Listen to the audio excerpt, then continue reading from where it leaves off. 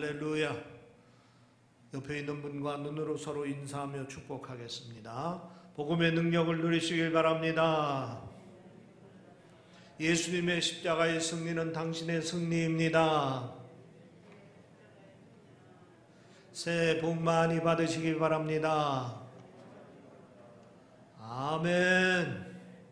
할렐루야. 새해 복 많이 받으시기를 주의 이름으로 축원합니다. 희망찬 새해가 밝았습니다. 2021년도 한 해 동안 하나님의 인도하심과 보호하심과 다스림이 함께 하시어 성도님들 가정에 근심, 걱정, 염려, 병마들 다 물러가고 주님의 형통함과 평강이 넘치기를 바랍니다. 특별히 새해에 성도님들의 가정과 교회 위에 성령의 감동을 통하여 깨달음의 감동, 또 감사의 감동, 또 감동의 감동이 넘치고 넘치는 은혜의 해가 되기를 주님의 이름으로 축원합니다. 최근에 대학가에 가보면은 프랭카드나 포스터가 심상치 않게 이런 포스터가 올라올 때가 있습니다. 선영아, 생일 축하해. 선영아, 우리가 만난 지 700일이 되는 날이야. 선영아, 사랑해. 친구나 애인을 감동시키기 위해서 저지르는 일종의 깜짝 이벤트성 감동 작전입니다. 요즘 젊은이들의 재기와 담대함에 그저 놀라지 않을 수 없습니다. 사실 사람들은 그 어느 때보다도 감동을 받고 싶어 하고 있습니다. 그래서 감동만 되면은 길거리에 뛰어나가기도 하고 또 땅바닥에 앉아서 하루 종일 미친 듯이 소리도 칩니다. N세대의 용어로 이야기하면은 필이 꽂히기만 하면은 또는 뚜껑이 열리기만 하면은 이해할 수 없는 행동을 저들이 마다하지 않는다 하는 얘기입니다. 이런 감동받고 싶어하는 시대의 흐름을 놓칠 리 없는 기업에서는 영업 마케팅으로 고객 감동 전략을 선호하고 있습니다. 과거에는 고객을 만족시키는 데 초점을 두고 고객 만족 전략을 세웠습니다. 그런데 이제는 그것만으로 부족해서 고객을 감동시키는 고객 감동 전략을 저들이 세우고 있는 겁니다. 그런데 이런 감동들은 모두가 인위적이고 의도적이고 또 가공된 것이 많습니다. 억지로 감동을 이끌어내려는 일종의 쇼요 이벤트일 뿐입니다. 감동 아닌 감동을 상품화한 상업주의적 감동이 많이 있습니다. 사실 진정한 감동은 어디서부터 오느냐? 순수함에서부터 오는 겁니다. 진정한 감동은 자연 발생적으로 생깁니다. 진정한 감동은 잔잔함에서 울려 퍼져 나오는 겁니다. 시인 박노해는 매일 아침에 떠오르는 태양이 나날이 새롭다는 것을 깨닫고 감동하고 또 울타리에 피어난 개나리 꽃에 스며든 새 봄을 보면서 감동한다고 고백했습니다. 사랑하는 가족들과 또 따뜻한 밥상을 대하며 감동하고 잊었던 파랑새 소리를 들으며 감동한다고 했습니다. 그러면서 감동할 줄 모르는 사람들은 창조력을 잃어버린 사람이요, 감동할 줄 모르는 사람은 더 이상 영적 성장이 멈춰버린 사람이라고 단정을 짓기도 했습니다. 오늘 우리가 사는 이 시대는 감동을 잃어버린 시대입니다. 사람들이 나를 감동시켜 주십시오 하고 감동을 시켜달라고 외치면서도 정작 감동할 만한 일에는 감동하지 못하고 있다 하는 얘기입니다.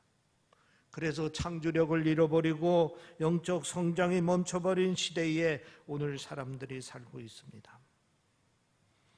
우리 그리스도인들은 감동을 찾는 사람들입니다. 감동을 할 때에 감동할 줄 압니다. 감동할 것을 감동할 줄 압니다.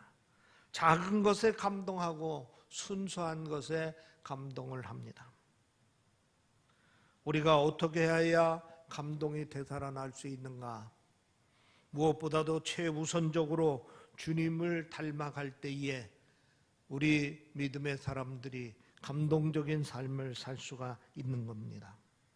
창세기 1장에 보면은 하나님께서 천지 창조를 하시는 장면이 소개되고 있습니다. 1장 4절에 보면은 첫날 빛을 만드셨습니다. 그리고 이렇게 기록되어 있습니다. 그 빛이 하나님 보시기에 좋았더라. 무슨 말입니까? 하나님께서 빛을 만드시고 그 빛을 보고 감동하셨다 하는 겁니다. 엿새 동안에 매일매일 창조를 하나씩 만들어가고 그때마다 하나님께서는 매일매일 감동하셨습니다. 특히 사람을 마지막 날에 만드시고 모든 창조를 끝내시고 더욱 크게 감동하셔서 이렇게 말씀하셨습니다. 심히 아름답도다. 심히 좋도다. 이렇게 하나님은 감동하시는 하나님이신 줄 믿으시기를 바랍니다. 또 역대하 1장에 보면은 솔로몬이 1000번제를 드리는 이야기가 기록되어 있습니다. 솔로몬이 왕이 되자마자 제일 처음에 한 일이 무엇입니까? 기브온 산당에 올라가서 하나님 앞에 제사를 드린 일입니다. 이것만 해도 하나님을 기쁘게 해드리는데 충분했습니다. 그런데 솔로몬은 제사를 드리는데 전무후무하게 번제를 1000 희생을 드렸습니다. 하나님이 감동을 받으셨습니다. 그래서 역대하 1장 7절 말씀에 보면은 하나님께서 그 밤에 솔로몬에게 나타나서 내가 내게 무엇을 해줄꼬 너는 구하라. 하나님이 크게 감동을 받고 솔로몬에게 하신 말씀입니다. 솔로몬이 기도하지도 않은 것까지도 다 들어주시겠다고 말씀을 하고 계신 것입니다. 우리 하나님은 이렇게 감동하실 줄 아시는 분인 줄 아시기 바랍니다. 하나님의 뜻대로 이루어지는 일을 보고 하나님은 감동하십니다. 우리가 마음을 다하여 정성껏 예배를 드리면은 그 예배를 받으시고 감동을 하십니다. 또 우리가 정성을 다하여 봉사하고 헌신하면 우리 하나님은 감동을 받으십니다. 예상치 못한 우리의 믿음을 보시고서도 크게 감동을 받으십니다. 우리 하나님은 이렇게 감동받으시는 하나님이신 줄 믿으시기를 바랍니다. 우리 그리스도인들은 이런 하나님을 닮아가는 겁니다. 그래서 우리 그리스도인들은 아름다움을 보고 감동하고 하나님의 솜씨를 보고 감동하고 하나님께서 만드신 우주의 파노라마를 보고 크게 감동하는 것입니다. 아마도 예술의 대가들 가운데 그리스도인들이 많은 이유가 바로 이것이 아닌가 싶습니다. 다음으로 우리에게 감동이 되살아나는 또 다른 이유는 성령의 감동이 있습니다. 여기서 일반적으로 감동이라는 말은 사전적으로 볼 때에 어떤 것을 보고 들어서 깊이 느껴 마음이 움직이는 상태를 감동이라고 합니다. 어떤 것을 보고 들어서 깊이 느껴 마음이 움직이는 상태를 말합니다. 성경 구약에서 하나님의 신이 감동했다라는 표현이 있습니다. 또 신약에서는 성령의 감동을 받았다라는 표현이 있습니다. 이것은 하나님의 영이신 성령께서 자극하시고 격려하셔서 우리의 마음이 움직이게 된 상태를 말합니다. 이런 역사가 우리 교회에 2021년도 한 해 동안 크게 일어나기를 주의 이름으로 축원합니다. 감동이 없는 시대에 살면서도 성령께서 우리 심령에 오셔서 만져주시고 또 자극해 주시고 격려해 주셔서 우리의 마음이 변화되고 심령이 변화되는 것을 말합니다. 마음이 열립니다. 그래서 성령의 감동으로 우리 스스로는 도저히 느낄 수 없는 벅찬 감동을 우리가 느낍니다. 우리 스스로는 도저히 할 수 없는 감동적인 일들을 해내게 되는 것입니다. 이렇게 감동을 되찾은 그리스도인들은 성령의 감동을 통해서 감동이 있는 삶을 살아야 하는 것입니다. 첫째, 깨달음의 감동이 있습니다. 그리스의 수학자 아르키메데스는 벌거벗은 수학자라는 별명을 가지고 있습니다. 시라큐스 왕의 부탁을 받고 왕관에 금과 은을 어떤 비율로 섞어야지 가장 적합한 비율인가 하는 것을 알아내기 위해서 고민을 하고 있었습니다. 우연히 목욕탕에 들어갔다가 물이 가득한 욕조에 들어갔다가 부피만큼 물이 넘쳐오는 사실을 깨달았습니다. 순간 저는 벌떡 일어나서 벌거벗은 채로 나와서 집으로 달려왔다고 합니다. 아르키메데스는 이렇게 부력의 원리를 발견을 했던 것입니다. 순간적으로 깨달은 것입니다. 그는 깨달음의 감동이 너무 커서 벌거벗은 채로 집으로 달려갈 정도였습니다. 우리 그리스도인들은 성령의 감동으로 놀라운 사실을 깨닫게 됩니다. 그리고 그 깨달음에 큰 감동을 받게 됩니다. 성령이 감동하면 하나님의 말씀을 깨닫고 크게 감동합니다. 여러분에게 이런 역사가 있기를 바랍니다. 하나님의 말씀을 읽으면은 평상시에 느끼지 못했던 점을 느끼게 되고 깨닫지 못했던 점들을 깊이 깨닫는 역사들이 있다 하는 얘기입니다. 누가복음 9장 43절 45절에 보면 이렇게 말씀하고 있습니다. 예수께서 제자들에게 이르시되 이 말을 너희 귀에 담아 두라. 인자가 장차 사람들의 손에 넘기우리라 하시되 저희가 이 말씀을 알지 못하나니 이는 저희로 깨닫지 못하게 숨김이 되었습니다. 예수님께서 인자가 장차 사람의 손에 넘기우리라 말씀을 하시는데도 그 말의 뜻을 잘 깨닫지를 못했던 것입니다. 그런데 요한복음 16장 13절 말씀에 보면 이렇게 말씀하고 있습니다. 진리의 성령이 오시면 그가 너희를 모든 진리 가운데로 인도하시리니 그가 자유로 말씀하지 않고 오직 듣는 것을 말하시며 장래일을 너희에게 알리리라. 성령이 오셔서 깨닫게 해주신다는 말씀입니다. 사도행전 2장 36절에 보면 실제로 이런 일이 일어났습니다. 성령을 받자마자 베드로가 예루살렘 성에 가서 복음을 전하는데 그때 이렇게 말합니다. 그런즉 이스라엘 온 집이 정령할지니 너희가 십자가에 못 박은 이 예수를 하나님이 주와 그리스도가 되게 하셨느니라. 성령의 감동을 받고 보니까 주님께서 말씀하셨던 그 말씀이 생각났고 그리고 그 말이 무슨 뜻인지 비로소 깨닫게 되었다 하는 얘기입니다. 성령이 우리 심령을 감동하시면 우리는 주님의 말씀을 깨닫게 됩니다. 하나님이 나를 사랑하신다 하는 말도 성령의 감화와 감동을 받기 전에는 이 말이 무슨 뜻인지 잘 모릅니다. 남의 말을 하는 것 같습니다. 그러나 성령의 감동이 와서 깨닫고 나면은 온몸의 전율을 느낄 정도로 큰 감동을 받게 되는 것입니다. 주님께서 나를 위하여 십자가에서 달려 돌아가셨다는 말씀도 마찬가지입니다.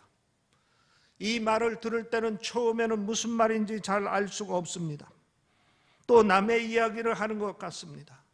그러나 성령의 감동을 받고 깨닫고 보면은 주님께서 십자가에서 달려 돌아가셨다는 말이 무슨 말인지 깊이 깨달아지고 감화와 감동이 온다 하는 얘기입니다. 그래서 눈물을 흘리며 찬양을 하고 웬 말인가 날 위해 주 돌아가셨나 이 벌레 같은 날 위해 큰 은혜 받으셨나 성령의 감동 없이는 부를 수 없는 그런 찬양들을 부르게 된다 하는 얘기입니다. 여러분에게 이런 은혜가 있을 줄 믿습니다. 성령의 깨달음을 통하여서 하나님의 사랑을 깨닫고 십자가의 진리의 말씀을 깨닫고 이러한 깨달음을 통하여서 감화와 감동이 있는 그런 은혜와 역사가 크게 나타나기를 주의 이름으로 축원합니다. 두 번째는 감사의 감동이 있습니다. 어느 시골 교회에서 있었던 실화입니다. 이 교회에서는 추수 감사 예배를 추수한 곡식을 가만히 채 강단에 쌓아놓고 그리고 각종 과일과 채소들도 가득 쌓아놓고 추수 감사 예배를 풍성하게 드렸습니다. 저녁 예배도 마친 뒤 교회당은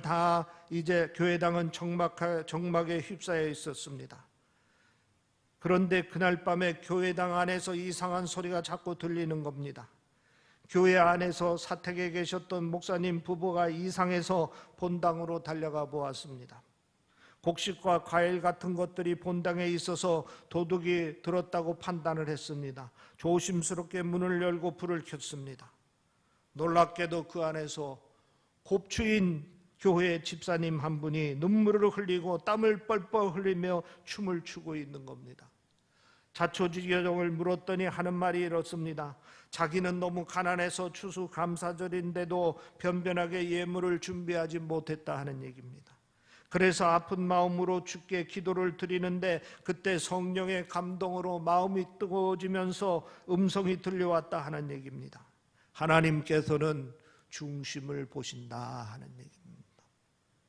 이 집사님은 자기가 가장 잘할 수 있는 곱추춤으로 하나님께 감사를 해야 되겠다고 생각을 해서 모두 다 돌아간 뒤에 그 하나님 앞에서 감사의 공연을 한 것입니다. 감사의 춤을 추는데 성령의 감동으로 하나님께 대한 감사가 저수지 분물 터지듯이 터져 나왔다는 것입니다. 그래서 땀만 흘리다 이제는 눈물까지 흘리면서 하나님 앞에 덩실덩실 춤을 추고 있었다 하는 얘기입니다. 진정한 감사에는 감동이 있습니다. 성령의 감동으로 드리는 감사를 드리는 사람에게는 더 큰 감동이 있다는 사실을 믿으시기를 바랍니다. 하나님께서 감동을 받으시면은 성령을 통하여서 더 큰 감동을 주시고 더 큰 은혜를 주시고 이제 주 안에서 찬양하며 기뻐하는 그러한 삶을 살게 만들어 주시는 것입니다. 주후 155년 2월 23일 서머나 운동 경기장에 수많은 인파들이 모였습니다. 서머나 주교 폴리캅을 처형을 하는 그날이었습니다. 친구였던 섭정관이 마지막으로 내가 딱 한 번만 가이사가 주라고 고백을 하고 그리고 예물을 드린다면은 내가 너를 살려주겠다. 그리고 마지막 기회를 주었습니다. 그때 폴리캅이 교회사에 빛나는 유명한 말을 남겼습니다. 86년간 주님을 섬겨왔는데 단 한 번도 주님은 나를 섭섭하게 한 일이 없습니다. 그런데 내가 어찌하여 구원해 주신 내 왕을 욕하고 배반할 수 있겠습니까? 사람들이 화형시키기 위하여 기둥에 묶으려 하자 이렇게 말했습니다. 나를 이대로 내버두라. 불을 견뎌내게 힘을 주신 주께서 이 불길 속에서도 나로 하여금 움직이지 않게 남아있게 해 주실 것이다. 폴리캅은 이렇게 감동적인 순교를 할 수 있었던 것은 지난 86년간 주님의 은혜에 진정으로 감사했기 때문에 그런 것입니다. 주님의 크신 사랑을 받았습니다. 그 사랑에 대한 감동이 있기 때문에 이런 믿음을 지킬 수 있었고 끝까지 순교하기까지 하나님 앞에 감사와 감동으로다가 이제 순교를 할 수가 있었던 것입니다. 우리 그리스도인들은 성령의 감동으로 주님께 대한 진정한 감사를 드릴 수 있는 사람들입니다. 그 감사는 또한 우리로 하여금 감사의 감동을 또 새로운 감동으로 일어나게 한다 하는 얘기입니다. 세 번째, 감동을 일으키는 감동이 있습니다. 사도행전 7장에 보면은 초대교회 최초 순교자 스데반의 이야기가 기록되어 있습니다. 스데반이 사내들인 공회에 끌려가 당당하게 설교를 합니다. 사내들인 공회 회원들이 이 말을 듣고 마음에 찔려 저를 향하여 이를 갈았다고 기록되어 있습니다. 논쟁이 더 진행되는 가운데 공회원들의 분노가 더 극에 달하게 되자 더 이상 참지 못하고 공회원들이 스데반을 성 밖으로 끌고 나갔습니다. 그리고 돌로 쳐서 스데반을 죽게 했습니다. 죽어가면서 스데반이 부르짖으며 마지막에 이렇게 기도합니다. 주 예수여, 내 영혼을 받으시옵소서 하고 무릎을 꿇고 크게 불러 가로되 주여, 이 죄를 저들에게 돌리지 마옵소서. 이 기도 후에 스데반은 운명을 했습니다. 그런데 사도행전 기록을 우리가 살펴보면은 이 기록에서 두 가지 주목할 만한 반응을 암시하는 부분이 있습니다. 하나는 하늘에서의 반응입니다. 55절, 56절에 보면 이렇게 기록되어 있습니다. 스데반이 성령에 충만하여 하늘을 우러러 주목하여 하나님의 영광과 및 예수께서 하나님 우편에 서신 것을 보고 말하여 보라, 하늘이 열리고 인자가 하늘 우편에 서신 것을 보리라. 여기 보면은 하나님의 우편에 서신 것을 보고라는 표현이 있습니다. 스데반의 순교의 장면이 얼마나 감동적이었으면은 주님께서 하나님 옆에 앉아 계시다가 그 자리에서 일어나 가지고 벅찬 감격을 가지고 그 장면을 안타까운 마음으로 지켜보셨다 하는 것입니다. 마치 감동적인 연주 장면에서 기립박수를 보내듯이 주님께서 큰 감동을 받고 일어서셔서 그 장면을 안타까운 마음으로 보셨다 하는 것입니다. 성령의 감동으로 큰 감동을 받고 주를 위해 드리는 헌신은 또 주님을 감동시켜 드립니다. 여러분, 성령의 감동으로 감동받은 사람만이 주님을 감동시켜 드릴 수 있습니다.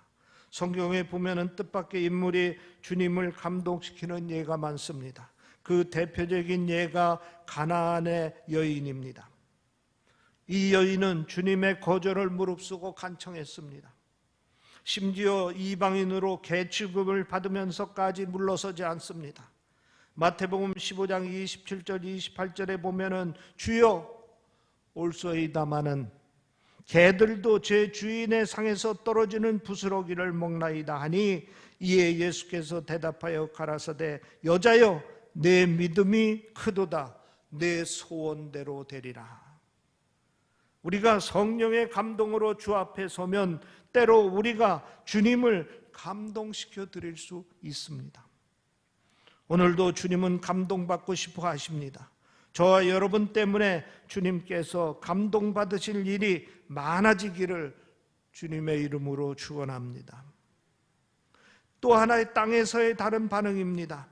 58절에 보면은 성 밖에 내치고 돌로 칠세 증인들이 옷을 벗어 사울이라 하는 청년의 발 앞에 두니라. 우리가 잘 아는 사도 바울이 이때 스데반이 순교를 당할 때 그 옆에 서 있었다 하는 얘기입니다. 여기 사울이라는 청년이 바로 사도 바울입니다.